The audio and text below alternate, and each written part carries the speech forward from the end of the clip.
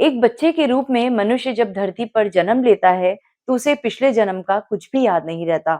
वैज्ञानिकों ने इस सब्जेक्ट पर बहुत रिसर्च की है, जिनसे काफी सारे तथ्य निकलकर सामने आए हैं। अगर कोई अभी आपसे पूछ ले कि 10 दिन पहले आपने क्या कपड़े पहने थे या आपने क्या खाना खाया था, तो शायद आप उसका जवाब ना दे पाएं। इसी प्रकार पिछले जन्म में आप क्या थे, किस कारण से आपकी मृत्यु हुई थी, ऐसे सवालों का जवाब देना तो बिल्कुल असंभव ही होगा। पूर्व जन्म, रीइंकार्नेशन या पास्ट लाइफ, इस सब्जेक्ट को समझना थोड़ा टफ है, लेकिन आज हमारे साथ हैं बेंगलोर से मृदुला शर्मा मैम, जो आज हमारे साथ अपने पास्ट लाइफ के कुछ स्पेशल एक्सपीरियंसेस शेयर करेंगी। तो चलिए मिलते हैं मृदुला मैम से और सुनते हैं उनके अनुभव। मृदुला मैम, आपका बहुत बहुत स्वागत है। धन्यवाद। मृदुला मैम, आपके पास एक स्पेशल नेचुरल पावर है जो शायद बहुत ही कम लोगों के पास होती है। तो आज आप प्लीज हम सभी को बताएं कि उस स्पेशल पावर के बारे में। यू नो व्हाट, आप उसको पावर बोलते हो, कोई स्पेशल पावर नहीं है ये। ये इसलिए हुआ कि जब मेरी डेथ हो रही थी तो मेरी माँ ने कहा तुम जा रही हो, आ जाना। सबको पता था मर जाएगी क्योंकि डॉक्टर्स ने मना कर दिया था। तो मैंने कहा आ जाना। मैंने सिर हिला दिया, आई कुडंट टॉक। तो फिर उन्होंने कहा और याद भी रखना, क्योंकि आते तो सब है। याद याद रहे तभी तो पता चलेगा कौन है। तो मैंने ऐसे कर दिया कि देखी जाएगी कैसे। I mean I can't say for sure कि मुझे याद ही रहेगा। तो वो दिमाग में लेके गई कि मुझे याद रखना है, याद रखना है, याद रखना है। तो ऐसा हो गया, कोई स्पेशल पावर नहीं है। दोस्तों, अगर आपके भी कोई विशेष अनुभव हैं जो आप हमारे साथ शेयर करना चाहते हैं तो प्लीज इस व्हाट्सएप नंबर पर हमें जरूर मैसेज करें। आपके इस चैनल पर ऐसे ही प्यारे और सत्य अनुभव लेकर हम आने की पूरी कोशिश करते रहेंगे। तो चलिए मृदुला मैम की जर्नी को और आगे सुनते हैं, देखते हैं। मैम, आप अपने पूर्व जन्म में किस सिटी में थी और आपके परिवार में कौन कौन थे? आपके हालात कैसे थे उस जन्म में? थोड़ा आप अपने पूर्व जन्म के परिवार के बारे में बताएं। शायद आपके पूर्व जन्म में जब आपने शरीर छोड़ा, उस वक्त शायद आजादी की लड़ाई जैसा माहौल भी था, उसके बारे में थोड़ा बताएं। हम देहरादून में रहते थे और बड़े संपन्न परिवार में थी। दो ही बेटियां थी उनकी, मैं बड़ी थी। बनारस हिंदू यूनिवर्सिटी में पढ़ाई कर रही थी। उस वक्त हर कोई आजादी की लड़ाई में जुड़ा हुआ था अपने अपने हिसाब से। मेन जो थे ना, वो घर की बात कर रही हूँ, हमारे शहर की, हमारे इसकी, लोग रात को पहरा दिया करते थे। तो मैं भी पजामा वगैरह पहन के और मैं भी उनके साथ रात में ही पहरा देने जाती थी।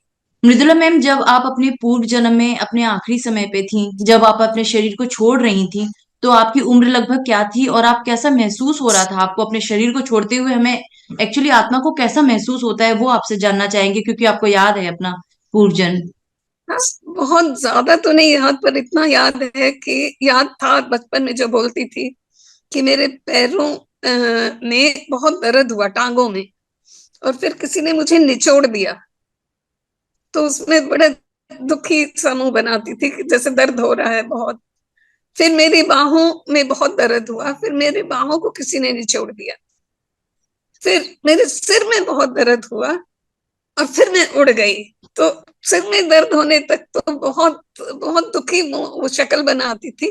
फिर उड़ गई के टाइम बस खुश हो जाती थी, ऐसे था। तो ये बताया था मैंने घर वालों को। उड़ के कहाँ गई, फिर मैं उड़ गई, फिर इधर गई उधर गई, फिर आपके पास पता नहीं कैसे आ गई। ये मैंने अपनी माँ को, अब वाली माँ को बोला। अच्छा, मतलब आप जब उस लाइफ में अपनी बॉडी से निकले, उसके बाद इस बॉडी में आने तक की बीच की जो यात्रा है वो आपको याद नहीं है ठीक से? थोड़ा सा है, थोड़ा सा याद है। एक बार माँ के साथ लेटी हुई थी ऊपर खुले छत पे, तो चांद तारे दिख रहे थे। मैंने कहा माँ, ये चांद में भी दिन है और तारों में भी दिन है। तो उन्होंने कहा कि तुझे कैसे पता? मैंने कहा जब मैं उड़ के गई थी, मर रही थी करके नहीं बोलती थी कभी, जब मैं उड़ के गई थी तब वहां गई थी। तो इन्होंने कहा वहां और क्या है? मैंने कहा वहां बड़े प्यारे प्यारे भगवान हैं। तो मम्मी ने कहा तू भगवान जी के पास गई थी? मैंने कहा नहीं, मैं ओम जी के पास नहीं गई। ओम जी मीन्स हाईएस्ट भगवान जी। तो इन लोगों ने, मेरी दोनों माओ ने ये लगाया कि ये अच्छी आत्माओं को कह रही है, जो और साथ में होंगी उनके लिए बात कर रही है। फिर उन्होंने पूछा तो खाती क्या थी? मैंने कहा कुछ भी नहीं खाती थी। उन्होंने पूछा तो भूखी रहती थी? मैंने कहा नहीं, भूखी भी नहीं रहती थी। अब आत्मा तो कुछ खाती नहीं है ना, आत्मा को तो भूख प्यास का कुछ पता ही नहीं है। फिर तू पहनती क्या थी? कुछ नहीं पहनती थी, तो नंगी रहती थी। अपने को देखा, मैंने कहा नहीं, नंगी भी नहीं रहती थी, आत्मा है ना। फिर उन्होंने कहा कि कहाँ रहती थी, कैसे घर में रहती थी? तो मैं गुस्से हो गई। मैंने कहा आप तो ऐसे करते हो जैसे वहां ईंट पत्थर के मकान होते, वहां ऐसे मकान नहीं होते। बस इतना मैं और एक्सप्लेन नहीं कर सकी, इतना बोला, क्योंकि आत्मा को तो मकान नहीं चाहिए ना रहने को। आत्मा जो है मैम एक्चुअली क्या है, एक पॉइंट ऑफ लाइट है, एक छोटी सी बिंदी है, ज्योति है, जो हम सबके यहाँ पे रहती है शरीर में। और वो ना तो उसे खाने के लिए कुछ खाना चाहिए, ना ही पहनने के लिए कपड़े, क्योंकि वो तो एक पावर है, एनर्जी है, छोटी सी एक पॉइंट ऑफ लाइट है, जस्ट लाइक अ स्टार। तो उसे ना तो रहने के लिए कोई घर चाहिए, और ना ही पहनने के लिए कपड़े, और ना ही खाने के लिए खाना। और वो देखो ना, वो इतनी सी छोटे से कीड़े में भी होती है, इतने बड़े हाथी और व्हेल में भी होती है। मृदुला मैम, मुझे ऐसा लगता है ज्यादातर सभी के मन में ये एक क्वेरी होती है, ये जानने की कि प्राण निकलते समय एक मनुष्य की क्या दशा होती है, उसके मन में क्या चल रहा होता है, उसे क्या दिखता है। तो क्या जिस तरह आपके प्राण निकले, आपने बताया कि मेरे हाथों में पैरों में बहुत दर्द हुआ, सर में दर्द हुआ, और फिर मैं उड़ गई, तो क्या सभी के प्राण ऐसे ही निकलते हैं? इतनी ही तकलीफ होती होगी सभी को? ये तो है, ये तो सभी के ऐसे ही चलती है, टांगों से शुरू होता है और ऐसे करके फिर आपके निकलने की जगह अलग होती है, वो आपके कर्मों पे बेस्ड होती है। जो 9 द्वार है ना हमारे शरीर में, उनमें से अकॉर्डिंग टू हमारे कर्म हम निकलते हैं।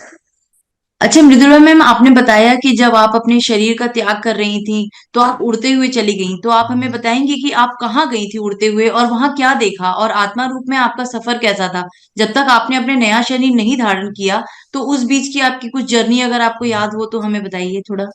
नहीं, बस यही था कि वो चांद पे जाते, कहते हैं जो आत्मा जिनको वापस आना होता है ना, वो चांद पे रहते हैं।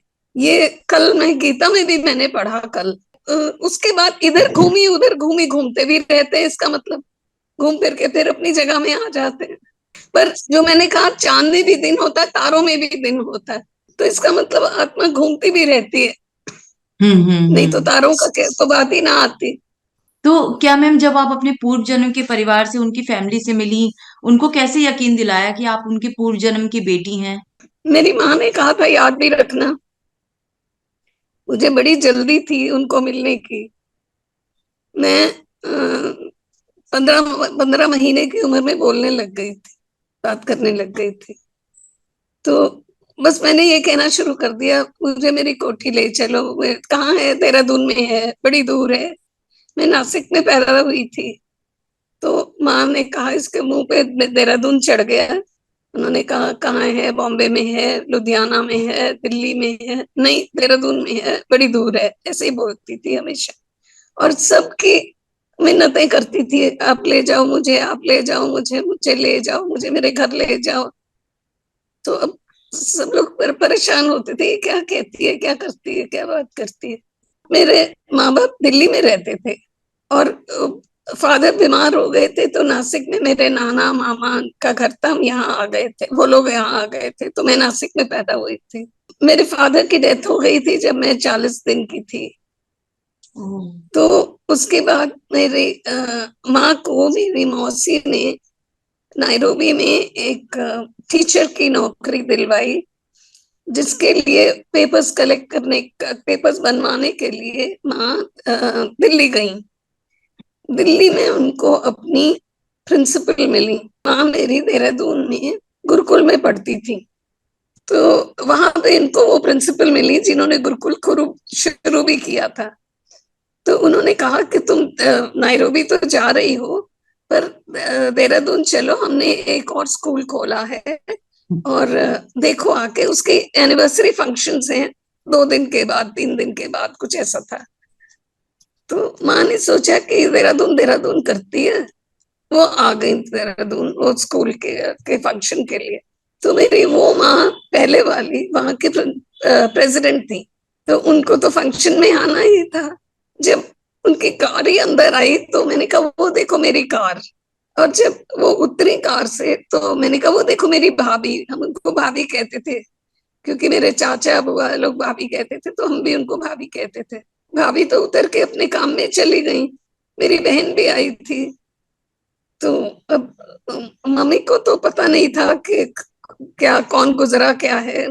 मैंने मेरी बहन को पूछा कि आपके कोई बुआ गुजरी है क्या, ये आपकी माँ को भाभी बुला रही है बुलाती है। तो वो तो इंटरेस्टेड हो गई, वो मेरे से बहुत क्वेश्चन पूछने लगी। तो तुम कौन हो? मैं मुन्नू हूँ। मैं कौन हूँ? तुम छोटू हो? छोटो बुलाते थे। और पता नहीं क्या क्वेश्चंस पूछे होंगे। तो माँ तो थी नहीं मेरी और मेरे को नहीं पता। वो मेरे से बहुत देर बात करती रही। शी वाज कन्विंस्ड कि मैं मुन्नू हूँ। तो मैं बीच बीच में जाके जब हवन हो रहा है तब मैं उनकी गोद में सिर में उनकी गोद में सिर रख के बैठ जाती। उनकी साड़ी से खेल रही थी, मेरे को याद है। और उनकी जो मीटिंग्स वगैरह हुई मैं आती जाती रही माँ के पास, वो माँ के पास, भाभी के पास। फिर जब सब खत्म हुआ तो मेरी बहन ने कहा भाभी हो ना हो ये मुन्नू है। भाभी ने कहा ये कैसे हो सकता। भाभी और मम्मी दोनों ही बहुत पढ़े लिखे थे, दोनों गुरुकुल की प्रोडक्ट्स थी। और मेरी माँ शास्त्री थी। ये भी गुरुकुल हाथरस में पढ़ी थी, पहले वाली माँ। और सब जगह प्रेसिडेंट ये वो लगी रहती, बहुत बहुत काम करती थी, सोशल काम बहुत करती थी। तो उन्होंने कहा ये कैसे हो सकता है। फिर कहती ये तो मुझे पता है, इस बच्चे ने मेरी जलती ज्वालाएं शांत कर दी। उतनी सी देर में उनको कनेक्शन हुआ। तो फिर रोने लग गई। मेरी माँ ने, मेरी बहन ने कहा, माँ को पूछा कि हम इसको ले जाएं, 1 घंटे में वापस ले आएंगे। तो अब मम्मी कहती है कि मैं बहुत कहना मानती थी उनका। अगर वो कहे कि गुड्डी मेरे को दुख होगा तो मैं नहीं करती थी वो काम। पर अभी तो उन्होंने कितना कहा कि मुझे दुख होगा, मैं नहीं मानी क्योंकि मुझे तो घर जाना था अपने। रास्ते में इनको फादर को भी पिक किया, मैं देखा और मैं एकदम से कार के दरवाजे से निकली, शीशे से बाहर निकली खिड़की से, पिताजी पिताजी करती। वो गाड़ी में बैठ के हैरान की किसका बच्चा ले आई। अपने अपनी बेटी को पूछा, बोले बताया उनको क्या है। फिर ये लोग सब घर के पहले चौराहे पे, गेट से पहले जो चौराहा पड़ता था वहां पे सब लोग कार से उतर गए और मुझे बोला चलो घर चलो। मैं भाग के गई। मैं उससे गेट से अंदर गई। अंदर जाके देखा थोड़ी रेनोवेशन हुई थी। तो मैंने कहा कि ये तो नहीं, तो सब बोले हाँ हाँ चलो चलो आगे चलो आगे चलो। आगे जाके तो फिर मैं खूब भागी इधर से उधर। फिर अपने